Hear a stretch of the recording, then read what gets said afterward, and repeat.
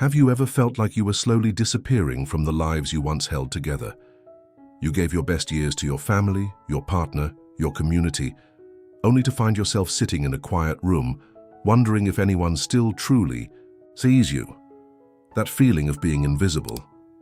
It's not just in your head, it's the silent ache that so many seniors carry but rarely speak about. Especially when love no longer feels warm, when conversations grow shorter, and when your presence seems optional. But here's the truth.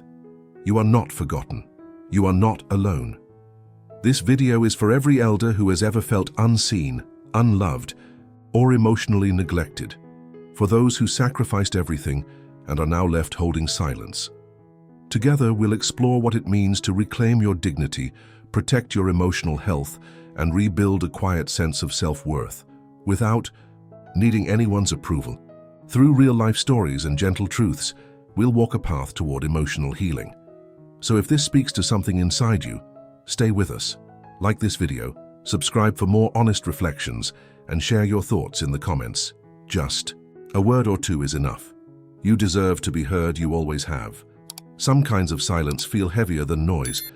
It happens after the years of giving, not once, not twice, but over and over, until one day the house is still, the calls are brief, and the only voice that lingers is the one in your own head. Her name was Margaret.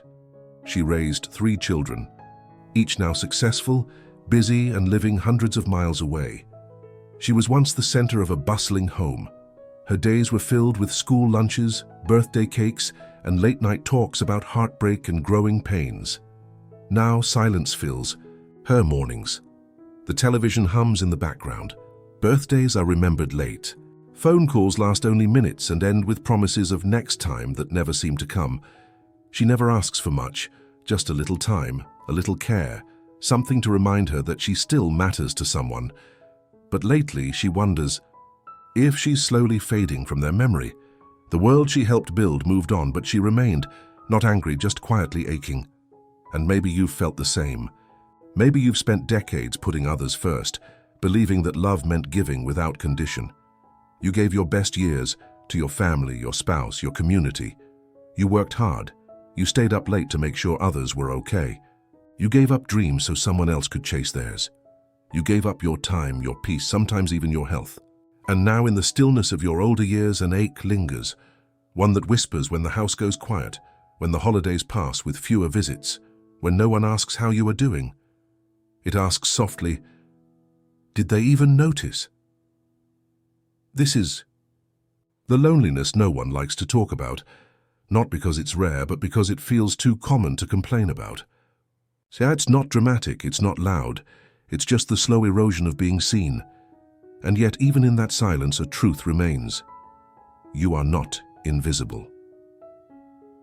Let me tell you, just because the world forgot doesn't mean you don't matter. Feeling unseen does not mean you are unloved. It just means your value has outgrown the shallow attention of others.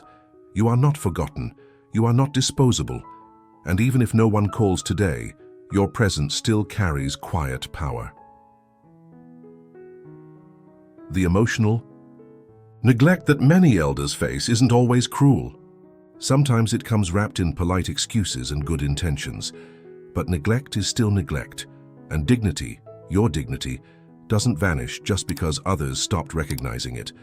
You are still whole, still worthy, still here. Even when the world forgets you, the heart still remembers what it means to love. But sometimes in that longing to feel connected again, we mistake pain for passion and silence for safety.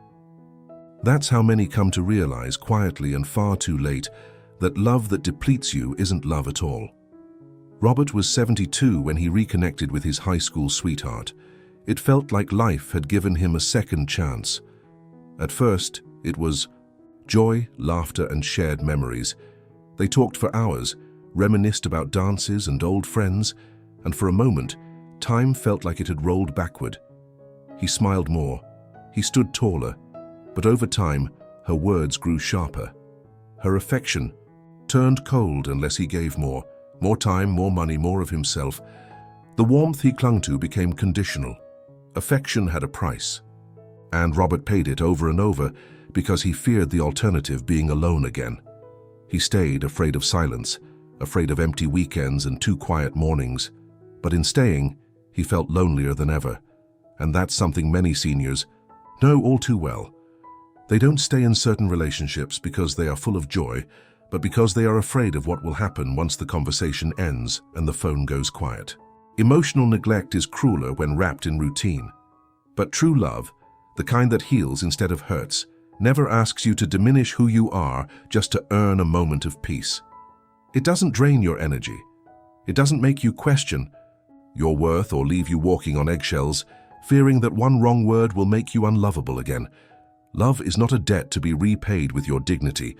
If you constantly have to prove your value, you are no longer in love. You are in survival. And that's not where you belong. You belong in spaces that welcome your whole self without edits or conditions. You deserve relationships that restore, not ones that keep you emotionally depleted. The hardest truth to accept is that sometimes loneliness after letting go is less painful than the loneliness of staying unseen while holding on. And while it takes courage to walk away from someone you once cared for, it also takes wisdom to recognize that staying for the sake of company is not the same as staying for love. In this stage of life, every minute matters. And if someone can't see your light without asking you to dim it, perhaps they were never looking with love at all. Emotional healing begins the moment you choose peace over pressure and choose yourself over the fear of being alone. Because quiet without pain is better than company that hurts. Sometimes what we call love is really a slow unraveling, of voice, of choice, of self. After trying so hard to keep a relationship alive, some begin to notice a quiet erosion, not from anger or cruelty, but from the little ways they start shrinking, just to stay acceptable in someone else's eyes. That's when we need to pause and ask whether the love we're holding on to is asking us to let go of ourselves. Because when you start shrinking yourself for others' comfort, something sacred inside begins to dim. Have you ever caught yourself apologizing for who you are, for what you wear? What do you enjoy? The music you play when no one's around? Not because it's wrong, but because someone once made you feel like it was too much, too colorful, too loud, too different. Evelyn once loved to paint. She had dozens of watercolors stored neatly in her studio. Soft skies, small houses, faces with quiet stories. It was her way of speaking without words. But her partner always scoffed. That's not real work, it's just a hobby. So she stopped. Just like that, the brush stayed dry for 10 years. It never happens all at once. It starts small. A suggestion to dress younger. A comment about acting your age. A request to be less emotional. A raised eyebrow when you speak with too much passion. And then, without even noticing it, the colors of your personality start to fade, until one day you look in the mirror and wonder who that person is. Not unhappy, just muted. You may still be present in the relationship, still kind, still giving, but part of you has gone quiet, and not because you wanted peace, but because you were trying not to disturb someone else's comfort. That's not selflessness. That's slow emotional neglect, done to yourself. Let me remind you, you are not here to shrink, not now, not after all you've survived. You are not here to be palatable or easy or quiet. You're here to be whole, and that includes every messy, beautiful, expressive part of who you are, whether that's your music, your colors, your voice, or your joy. You don't need to disappear to keep someone else comfortable. The quiet. Truth is, when you give up who you are to be loved, what you receive isn't love and it's tolerance. And you were never meant to be merely tolerated. You were meant to be seen deeply and fully as you are. The path back to yourself begins with reclaiming those small things you silenced. Your joy, your art, your preferences, your passions. The parts that once made you feel alive. Because loving yourself includes defending yourself, even in subtle, everyday ways. And that's not selfish. That's how dignity survives. When you've spent years softening who you are for others, it's easy to confuse solitude with punishment. But sometimes, after all the noise fades, what you're left with isn't emptiness, it's space. And within that space, something unexpected can begin to stir, because loneliness can be a signal, not a sentence. There's a man named Harold. After retiring, he lived in silence for 2 years. His wife had passed, his kids visited less, and each day blurred into the next. Mornings felt like repeats of yesterday. Evenings came with shadows that seemed to stretch longer than they used to. He wasn't angry, just numb. But one morning, something shifted. He noticed a light across his kitchen table, the way it hit an old photo of his younger self holding a paintbrush. That same day, he walked to the community center. He dusted off an old paintbrush, signed up for a local art class, and showed up just once, then again, and again. What Harold discovered was something many forget. Loneliness doesn't always mean you're broken. Sometimes it's a whisper, a gentle tug back toward the parts of yourself that got buried under routine, grief, or years of self-neglect. It's the quiet invitation to return, not to a crowd, but to your own aliveness. For many older adults, especially those living alone, the absence of noise can feel like abandonment. But stillness has its own kind of power. Within it, you can hear your needs again. Not the needs of a parent, a spouse, or a friend, but the raw, honest voice of your inner self asking to be acknowledged. Go for a walk without your phone. Let your steps echo in the early morning air. Listen to the songs that held you together in your 30s, the ones that still make you feel like you're dancing inside. Write a letter to yourself, not to complain, but to remember. These aren't small gestures. They are sacred rituals that bring you back to yourself, one quiet breath at a time. Emotional healing often begins here, not in grand revelations, but in the courage to sit with your own heart and ask what it needs. Loneliness can feel sharp, but it can also be fertile, a blank canvas for rediscovery. What you choose to place on it, a new habit, a forgotten passion, a gentle promise to take care of your own emotional well-being, can be the beginning of something more lasting than any company, a reconnection with your worth. Because even in solitude, you are not without meaning. You are not forgotten. You are simply being called back to yourself. When silence begins to feel less like peace and more like forgetting, something inside us starts to wonder if the world has moved on without us. But sometimes it's in the middle of that stillness, once we've made space for ourselves again, that a soft truth returns. You can still reclaim your light. Mildred turned 80 and did something she had never done before. She threw herself a birthday party. Not for the guests, but for herself. She bought the cake she liked, not the one her family used to request. She wore the dress she had tucked away for decades, the one that made her feel beautiful, but always felt too much for others. And for once, she didn't wait for permission. She gave herself the moment, and in doing so, gave herself back to herself. That day wasn't about candles or gifts. It was about reclaiming something much deeper. Presence. You don't age. Out of dignity. You don't lose your worth when the applause stops or when the phone calls grow fewer. You don't become less simply because people around you have forgotten how to notice. Your value doesn't expire when attention fades. It lives in the quiet choices you make to honor who you are, even when no one's watching. So many seniors carry a deep emotional fatigue, not just from loneliness, but from years of being everything for everyone else. Somewhere along the way, they stop asking, "What do I love?" and start asking, "What do others need me to be?" And over time, that question erodes something sacred. But your light isn't gone. It's just been dimmed by duty, by decades of compromise, by the quiet weight of being unacknowledged. Still, light is never lost.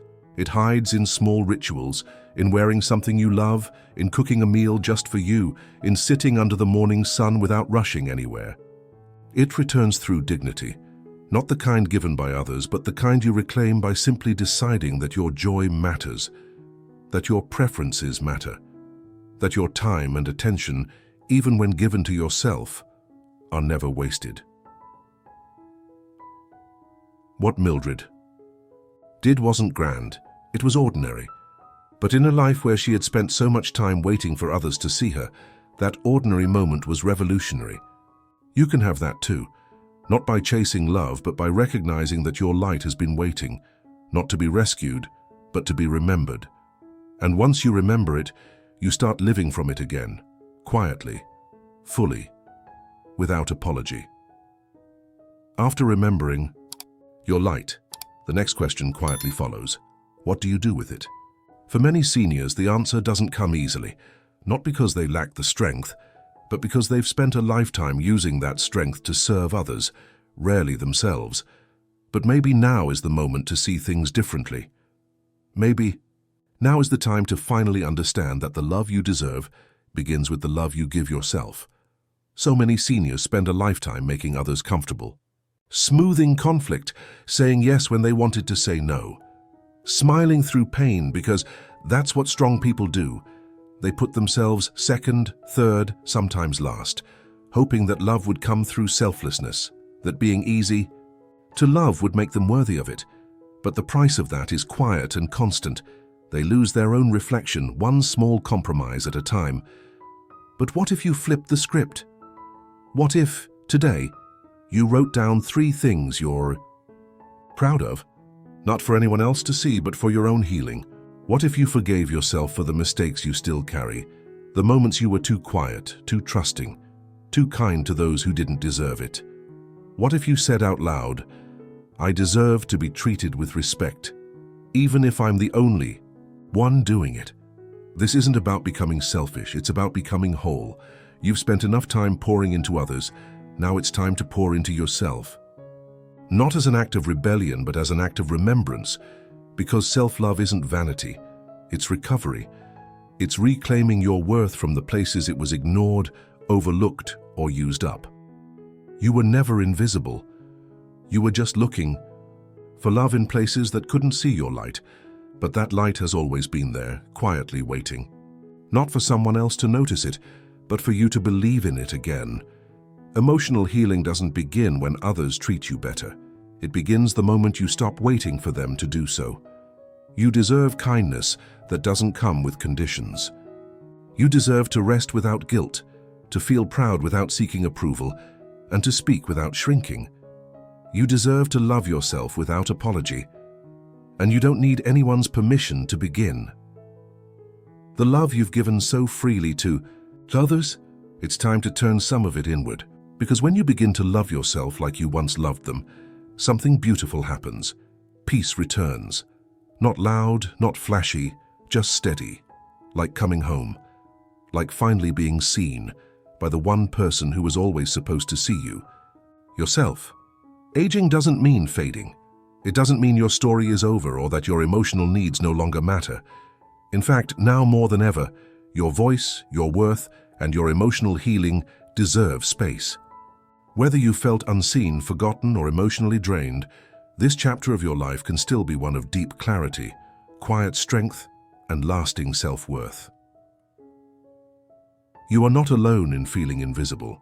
Many seniors struggle silently with loneliness, emotional neglect, or the weight of unspoken pain. But it is never too late to reclaim your dignity, protect your emotional health, and rediscover the joy of simply being true to yourself. If any part of this video spoke to your experience, share your story in the comments below. Sometimes just a few words can let someone else know they're not alone either. And if you found this video helpful, don't forget to like and subscribe. It helps more unseen seniors find the strength they already have within.